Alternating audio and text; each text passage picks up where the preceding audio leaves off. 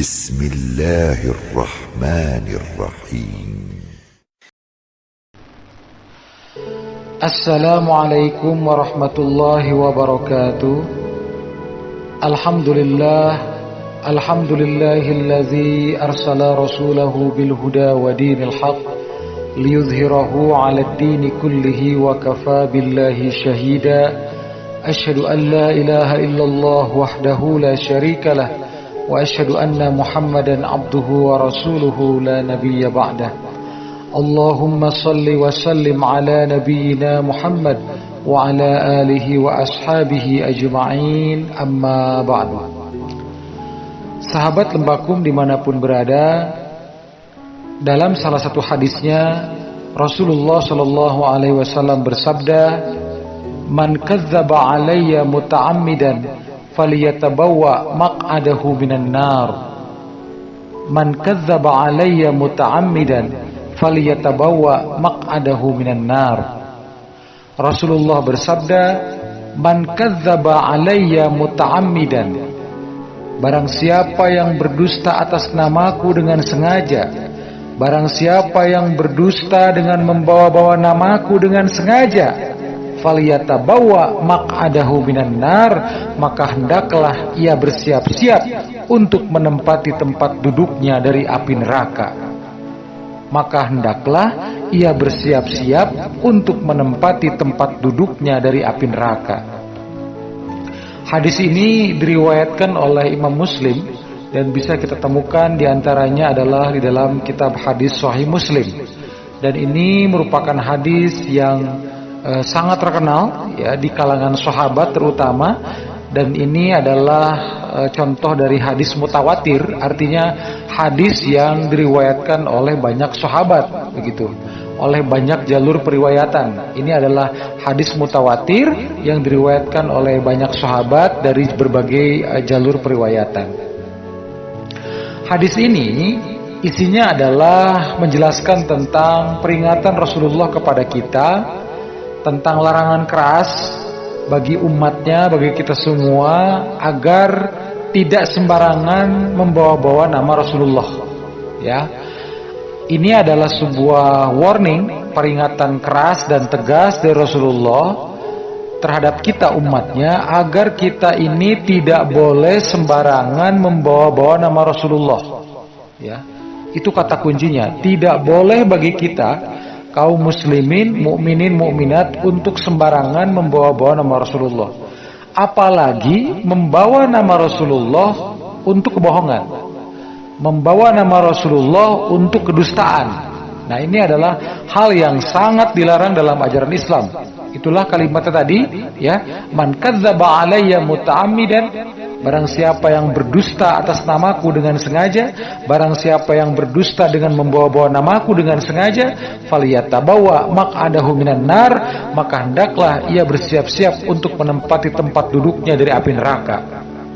Na'udzubillah summa na'udzubillahi min dzalik. Sahabat Lembakum dimanapun berada, hadis ini isinya sangat keras tentang larangan kita, ya, membawa-bawa nama Rasulullah dengan sembarangan. Tentu saja konteksnya adalah dalam hadis tadi untuk kedustaan. Jadi siapapun orang yang bawa-bawa nama Rasulullah untuk kedustaan, maka dia harus bersiap-siap untuk menempati tempat duduknya dari api neraka. Jadi sangat keras ancamannya, ya, sanksinya sangat keras. Ini tentu saja tidak boleh dipermainkan oleh kita semua, karena memang sanksinya sangat berat begitu. Bayangkan, sanksinya adalah harus bersiap-siap menempati tempat duduknya dari api neraka, gitu ya. Nah, seperti apa sebetulnya larangan yang dimaksud? Larangan dari Rasulullah untuk tidak sembarangan membawa-bawa nama beliau, untuk menggunakan nama beliau, mengatasnamakan beliau untuk kedustaan, untuk kebohongan. Misalnya adalah bentuk-bentuk orang yang menyebarluaskan hadis palsu misalnya, ya. Orang-orang yang menyebarluaskan hadis palsu misalnya dengan kesengajaan, karena hadis palsu ini memang mudah juga beredar, ya, mudah juga terkadang karena hal-hal yang sebetulnya karena kecerobohan saja kemudian dia akhirnya ikut terlibat menyebarluaskan hadis palsu misalnya. Karena dalam sejarah Islam ya memang hadis palsu itu ada juga segelintir oknum yang membuatnya dengan berbagai motif, dengan berbagai kepentingan. Ada yang untuk kepentingan politik, ada yang untuk kepentingan bisnis, ada yang untuk kepentingan fanatisme golongan, begitu ya. Ada ini digunakan oleh segelintir orang dalam sejarahnya sejak keberadaan Islam begitu. Ini memang hadis-hadis palsu ini seringkali digunakan untuk penguatan kepentingan mereka, ya. Jadi ada semacam penyalahgunaan dalil begitu ya. Karena kan hadis Rasulullah ini sumber hukum yang kuat ya. Posisinya adalah sumber hukum yang kedua setelah Al-Quran begitu. Jadi Al-Quran adalah sumber hukum yang pertama dalam ajaran Islam, kemudian hadis Rasulullah adalah sumber hukum yang kedua begitu. Nah, sehingga karena strategisnya hadis Rasulullah itu seringkali disalahgunakan oleh segelintir oknum sebagai bentuk penyalahgunaan, yaitu penyalahgunaan dalil untuk kepentingan mereka masing-masing. Ada yang untuk kepentingan politik misalnya, ada itu dalam sejarahnya hadis Rasul dipakai untuk kepentingan politik mereka begitu ya. Padahal sebetulnya Rasul tidak pernah menyampaikan itu. Jadi hadis itu tidak pernah ada dari Rasul. Rasul tidak pernah menyampaikan hal tersebut, tapi kemudian diklaim oleh orang-orang tersebut bahwa itu adalah perkataan Rasul misalnya. Ya, itu adalah sabda Rasul. Padahal sebetulnya tidak ada satupun periwayat hadis sahabat-sahabat tabi'in yang meriwayatkan hadis tersebut begitu. Itu murni adalah penyalahgunaan dari segelintir oknum itu begitu. Menyalahgunakan nama Rasulullah untuk kebohongan, menyalahgunakan nama Rasulullah untuk kedustaan begitu ya. Untuk kepentingan bisnis ada juga begitu, untuk kepentingan bisnis, kepentingan ekonomi, dan termasuk kepentingan fanatisme golongan begitu ya. Ada juga yang menyalahgunakan nama Rasulullah untuk hal-hal seperti itu begitu. Nah, ini sangat berat memang konsekuensinya ketika nama Rasulullah ini disalahgunakan. Kenapa? Karena sebagaimana dipaparkan tadi, bahwa nama Rasulullah itu adalah sebuah jaminan dalam ajaran Islam, ya, bahkan bisa menjadi jaminan hukum. Maksudnya apa? Maksudnya adalah sabda Rasulullah, perbuatan Rasulullah, ketetapan Rasulullah yang dikenal dengan hadis, yang dikenal dengan sunnah, itu adalah sumber hukum utama dalam ajaran Islam setelah Al-Quran. Begitu. Sumber hukum yang utama, nomor 2 posisinya setelah Al-Quran. Jadi sabda Rasulullah itu bisa menentukan halal atau haram, begitu. Bisa menentukan halal haram sesuatu. Sesuatu ini hukumnya halal atau haram. Itu bisa tuh dengan sabda beliau, sabda Rasulullah. Karena sabda beliau adalah sumber hukum yang kedua setelah Al-Qur'an begitu. Jadi bayangkan kalau ini disalahgunakan oleh sebagian orang begitu. Sesuatu yang haram kemudian disebut halal oleh dirinya dengan menyalahgunakan nama Rasulullah misalnya. Nah, ini kan hal yang sangat berat begitu ya. Sesuatu bisa dikatakan sebagai baik padahal itu buruk begitu, dengan dia menyalahgunakan nama Rasulullah begitu, membawa-bawa nama Rasulullah atas kebohongannya itu. Sesuatu yang batil dia katakan itu adalah hak gitu. Sesuatu yang batil dia katakan itu adalah hak, itu adalah yang sahih, padahal sebetulnya ternyata itu adalah sesuatu yang batil begitu. Nah, kenapa dia bisa memutarbalikan fakta? Karena dia menyalahgunakan nama Rasulullah begitu ya. Menyalahgunakan nama Rasulullah, sesuatu kebohongan, sesuatu kedustaan yang dibangun olehnya dengan landasan hadis Rasulullah yang disalahgunakan. Artinya hadis-hadis palsu, sebetulnya Rasulullah tidak pernah menyampaikan hal-hal itu, tapi oleh mereka, oleh segelintir orang itu diklaim sebagai hadis Rasul, diklaim sebagai perkataan Rasul begitu. Padahal sebetulnya Rasulullah tidak pernah menyampaikan hal seperti itu begitu ya. Nah, kemudian hal ini menjadi sangat penting ya pada saat ini. Kenapa? Karena dengan kecanggihan teknologi, kecanggihan komunikasi saat ini ya, dengan adanya media sosial ya, medsos itu sangat mudah bagi kita untuk melakukan komunikasi baik yang positif maupun yang negatif begitu. Nah, kita kan sangat sering tuh ya melihat broadcast begitu ya, pesan-pesan yang bertebaran di medsos, baik itu melalui WhatsApp, ya kan, melalui Twitter, Facebook, Instagram barangkali dan yang lainnya begitu. Banyak sekali medsos yang yang kita temui dalam kehidupan kita sehari-hari. Nah, itu kan memudahkan kita untuk komunikasi sebetulnya, ya kan? Memudahkan kita untuk komunikasi, untuk berdakwah sebetulnya, untuk broadcast hal yang bermanfaat. Tapi kan dalam kenyataannya tidak semuanya positif. Kadang broadcast itu juga negatif begitu ya isinya. Menyebarkan hoax begitu ya, menyebarkan hoax. Nah, hoax itu juga terkadang ada juga yang hoax mengatasnamakan Rasulullah begitu.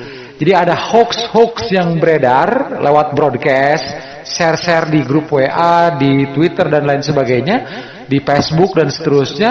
Itu hoax itu kan banyak tuh bertebaran dan ternyata tidak sedikit juga hoax itu ternyata membawa-bawa nama Rasulullah begitu ya, membawa-bawa nama Rasulullah. Hoax yang mengatasnamakan nama Rasulullah, hoax yang menyalahgunakan nama Rasulullah begitu.